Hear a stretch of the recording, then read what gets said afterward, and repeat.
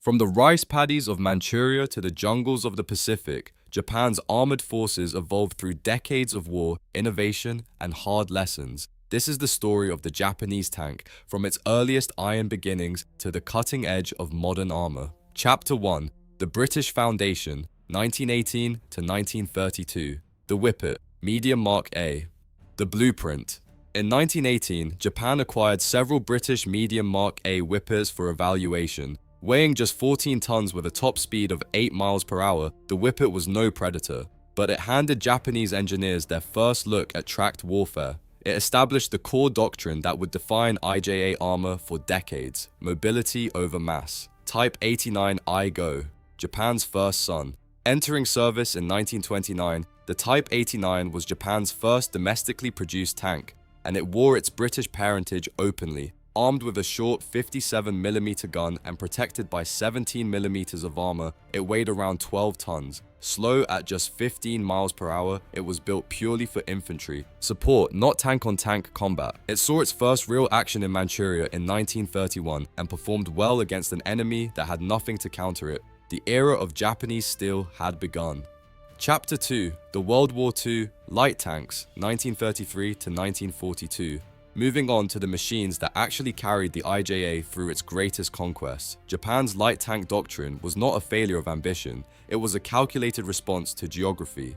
First on the list is the Type 94 TK, the tankette. At just 3.4 tons, the Type 94 was less a tank and more an armored scout car with an attitude. Its single 6.5mm machine gun was light even by 1934 standards, but it was fast, cheap to produce, and devastatingly effective against unarmored infantry in China.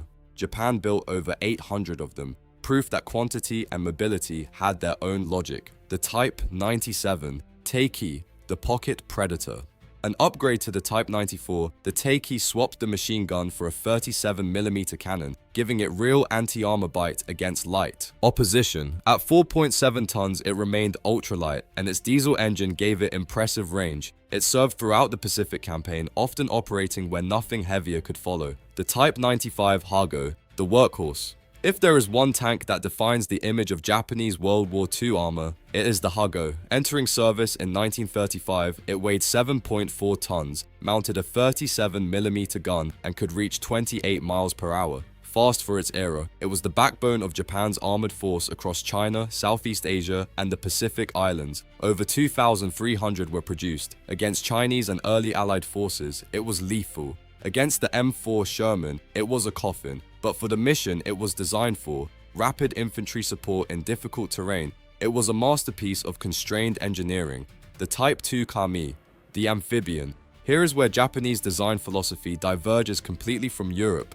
The Kami was a purpose-built amphibious light tank, equipped with detachable pontoon floats that allowed it to swim from ship to shore. At 12.6 tons with floats attached, it could cross open water before shedding its floats and rolling directly into combat. No German, Soviet, or American equivalent existed at this scale of production. It remains one of the most uniquely Japanese pieces of armor ever built.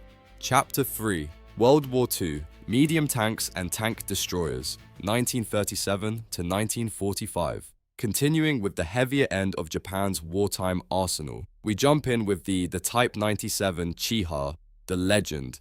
The Chiha is the crown jewel of Imperial Japanese armor. Entering service in 1937, it weighed 15 tons, mounted a 57mm gun, and featured a reliable diesel engine that reduced fire risk, a genuine innovation that Allied tankers would have envied. Over 2,100 were produced, making it the most manufactured Japanese medium tank of the war. In China and Southeast Asia, it dominated. Its upgraded variant, the Type 97 Shinhoto Chiha, received a high-velocity 47mm gun that could threaten early Allied armor at combat ranges. It was not the T-34, but it was never meant to be. The Type 1 Chihei, the refinement. The Chihi was Japan's attempt to modernize the Chiha formula. Better armor at 50mm, a more powerful 47mm gun, and an improved hull. On paper, it was a significant leap. In practice, production delays and resource shortages meant only 170 were completed before the war ended. It never reached its potential. The Type 3 Chinu. Too late. By 1944, Japan finally acknowledged it needed a tank capable of defeating the Sherman. The Chinu mounted a 75mm gun, the first Japanese tank to do so, and represented a genuine generational leap in firepower. It was also completed too late and in too few numbers to matter. Most were held in reserve on the Japanese home islands for the anticipated Allied invasion that never came. The Type 5 Chiri. The dream that died, Japan's most ambitious World War II tank design, never fired a shot in anger. The Chiri mounted a 75mm main gun and a coaxial 37mm gun.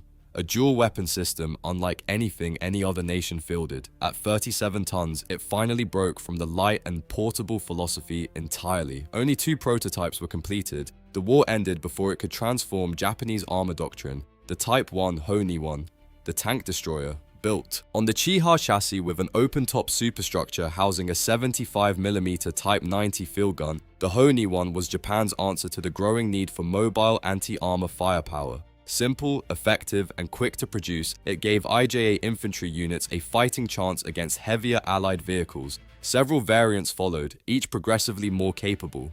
Chapter 4. The Cold War Rebuild, 1950 to 1974. After 1945, Japan was constitutionally prohibited from maintaining offensive military forces. The Korea War changed the calculus. The Japan Self-Defense Forces were established in 1954, and with them came the urgent need for modern armor. First tank that we are going to talk about is the M4 Sherman, JGSDF.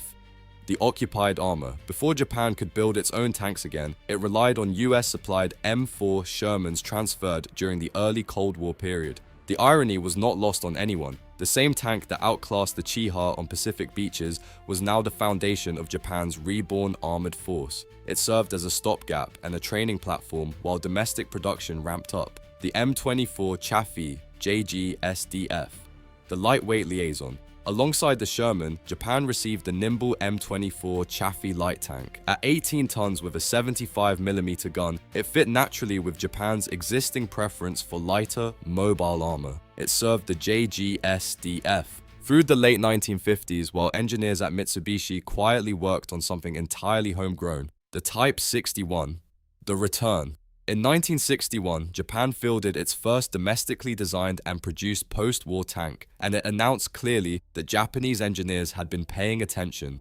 The Type 61 weighed 35 tons, mounted a 90mm rifled gun, and featured a layout deliberately inspired by the American M47 pattern. Familiar enough to be reliable, distinctly Japanese in its execution. It was not cutting edge by NATO standards, but it was entirely Japan's own.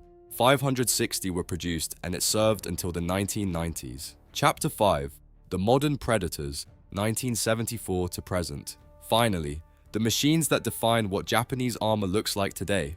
Each generation solved a specific problem. Each one pushed the engineering envelope further than the last. The Type 74. The Mountain Adapter.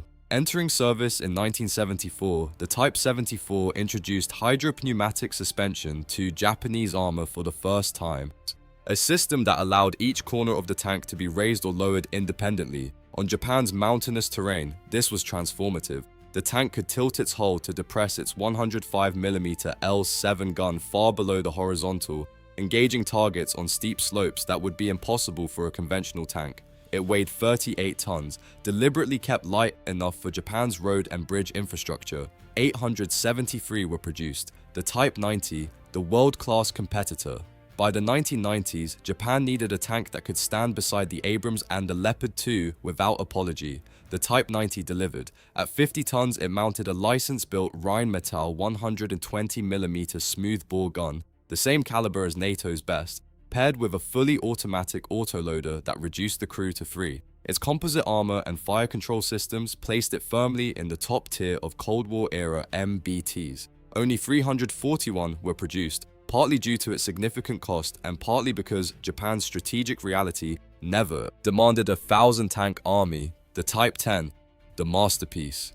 This is where a century of constrained, geography-driven engineering reaches its apex. The Type 10, introduced in 2010, is one of the most technologically sophisticated main battle tanks on Earth. Its hydropneumatic active suspension is so advanced the tank can literally kneel, lowering its front hull to clear obstacles, reduce its silhouette, or angle its gun into terrain no other MBT can engage. It weighs just 44 tons in standard configuration, lighter than the Type 90 it supplements, achieved through advanced composite armor modules that can be added or removed based on mission requirements. Its C4I network integration allows real-time data sharing between tanks, infantry, and command at a level only a handful of nations have achieved. Japan built a tank perfectly shaped by an island nation's needs, and in doing so, built one of the most lethal, adaptable ground weapons on the planet. From a borrowed British hull to a tank that thinks, adapts, and kneels in the mountains, Japan's armored evolution is one of the most remarkable engineering stories of the last 100 years.